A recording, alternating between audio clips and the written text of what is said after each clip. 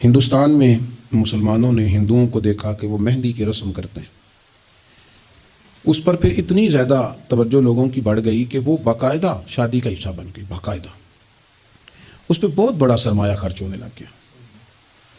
फिर उसके साथ साथ फी नफ्से ही औरत का हाथों पे मेहंदी लगाना तो नाजायज़ नहीं, लेकिन उसमें फिर एक बाकायदा तकरीब रख लेना, फिर मर्द औरतों का इकट्ठे होना, फिर ढोल ढमक्का होना, फिर शोर शराबा होना, इसकी शरीयत कतई इजाज़त नहीं देती। फिर ये होता था कि शादी से कबल जब रिश्ता तय होता था तो तरीका ये था कि लड़की और लड़के का निकाह कर दिया जाता था और मुनासिब वक्त पर रुखसती हो जाती थी।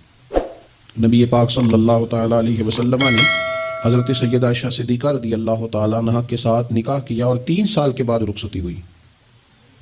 चले बाद में लोगों ने अगर निकाह न किया तो फिर कहा कि निस्बत तय कर दी है। ये बड़ा सोना अच्छा साफ सुथरा फिक्रा था। अब बाकायदा इस नाम को मंगनी का नाम दे दिया गया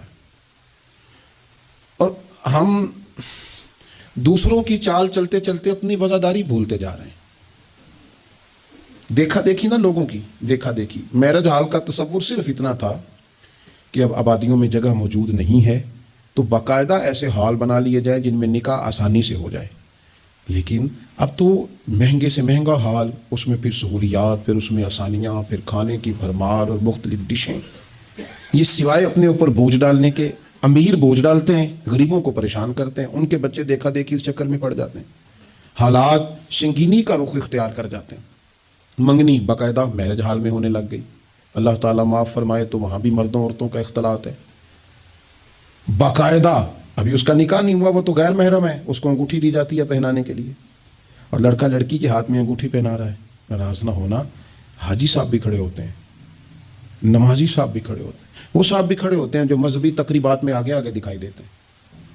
लेकिन यहाँ दीन ही नहीं याद आ रहा। कोई शख्स कलाम करने को तैयार ही नहीं है कि मियाँ ये तो हराम है, हराम है, अशद हराम है। जब तक इनका निकाह नहीं हो जाता ये एक दूसरे के लिए महरम नहीं है, लेकिन कोई रोकने वाला नहीं। तकरीबात बढ़ती गई, बोझ बढ़ता गया। बहुत बड़ा सरमाया। वैसे भी मुसलमान ने कोई, उसकी तो ज़िंदगी बड़ी बामकसद है, उसने कोई यहाँ उलझ के तो नहीं ना रह जाना। फिर और बातें बड़ी, सालगिरह एक पूरा वतीरा इख्तियार कर गई है, घरों के अंदर सरायत कर गई है। सालगिरह एक पूरी तकरीब बन गई है, पूरा खर्चा ले गई है वो। क्या मुसलमान इतने अपने आप को फजूल समझने लगे हैं माज़अल्लाह के वो फारिग हैं जिस काम में जिसको जो मर्जी एक माहौल बनाओ और फिर चलते तरह तरह की तकरीबात और तरह तरह के, ये फलाना जश्न बहारा आ गया है, तो ये अप्रैल फूल आ गया है, तो ये बीमारी न्यू ईयर नाइट की आ गई। मैंने रात भी कहा था, जिस कौम की बच्चियाँ कश्मीर में रोज़ रोती हों वो जश्न मनाएगी सड़कों पे निकल। जिन लोगों के भाई भरमा में काट दिए जाते हों वो जश्न मनाएंगे। ओ खुदा के बंदो, लोगों ने तो तनकीद करके चुप कर गए। तनकीद करके देखो जी, अरब शरीफ वालों ने वहां सैन में खुलवा दिए, तुम तो तनकीद करके चुप कर गए ना। ये वो मकाम कर्ब है, ये वो मकाम खौफ है। जब अरब की धरती पे औरतें नाचेंगी तो मुझे बताओ ना, इमाम हुसैन के दिल पे क्या गुजरेगी, इमाम हसन को क्या उससे अज़ियत पहुंचेगी। आपको पता है सैयदा पाक को कितनी तकलीफ होगी, मौला कायनात को कितनी होगी, उस्मान गनी को, फारूक आजम को, सिद्दीक अकबर को। तुम्हें पता है ये अरब का मुल्क किसी एक शख्स की हुकूमत की जगह नहीं है, ये किसी खानदान का नहीं है, किसी कबीले का नहीं है, किसी सियासतदान का नहीं है। ये अरब शरीफ तो मेरे नबी पाक का वतन है। उस वतन में जब गाने बाजे होंगे, ढोल ढमक्के होंगे, तमाशे होंगे, हुजूर के कल्बे नूर को कितनी तकलीफ होगी। और हम हैं कि मजाक बना हुआ है। कहाँ हैं वो लोग जो रोज कहते थे, मूवियाँ बना के गरीब लोगों को पकड़ के कहते थे ये फलानी गलत हरकत कर रहा है, ये फलानी, तुम्हारा फतवा गरीब के हक में और है और अमीर के हक में और है। अब भी तो कोई 2 वीडियो बना दो ना कि यहाँ ये जुल्म हो रहा है। और जब साल गुजरे तो कौमें अपना हिसाब करती हैं। और मेरा और आपका साल वो गुजर रहा है जहाँ कर्जा ज्यादा ले लिया गया है, जहाँ कौमें गिरवी रखी जा रही हैं, जहाँ हमारा हर पैदा होने वाला बच्चा मकरूज पैदा होता है। लेकिन मिजाज बन गया ना, बस मनाओ, जो मिलता है उसे मनाओ। ये किसने शौक पैदा किया हमारे बच्चों के अंदर, रोज शादियों पे जाने का, तैयार हो के जाने का? किसने शौक पैदा किया? बड़ों ने। ना माने बुजुर्ग, बड़ों ने शौक पैदा किया।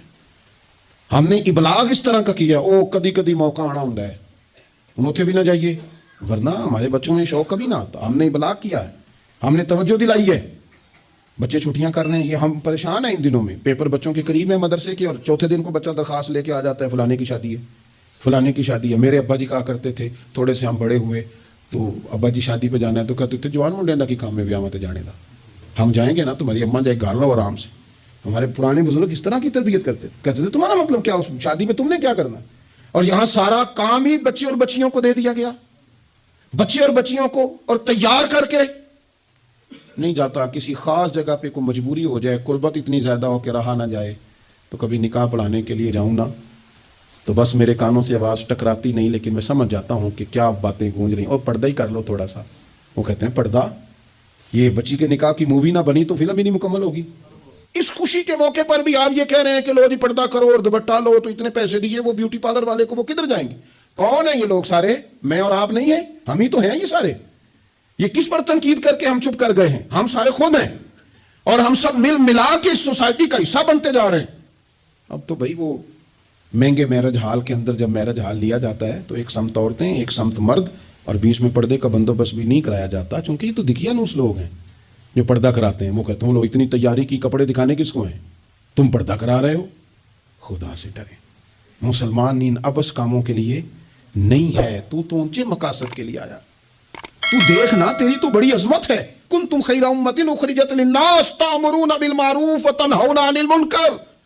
तुझे तो भेजा था कि तू दुनिया में खैर आम करेगा, बुराई का हाथ थामेगा। तू कहां उलझ के रह गया? अपनी तकरीबात पर थोड़ी तवज्जो दें। एक तो ये खुशी की तकरीबात, फिर एक गम की तकरीबात। मैंने अपने कानों से सुना है कुल 10वें का ऐलान इकट्ठा करा दिया गया, और ये ठीक किया जाता है, एक ही दिन में दोनों इसाले सवाब की तकरीबात हो जाए। इसका असल इसाले सवाब है। इसाले सवाब क्या है? इसाले सवाब ये है कि आपको दुआ करनी है जाने वाले के लिए, कुछ कुरान मजीद पढ़ के, कुछ अज़कार पढ़ के, कुछ वज़ाइफ पढ़ के उसकी रूह को इसाल करना है। इतना मकसद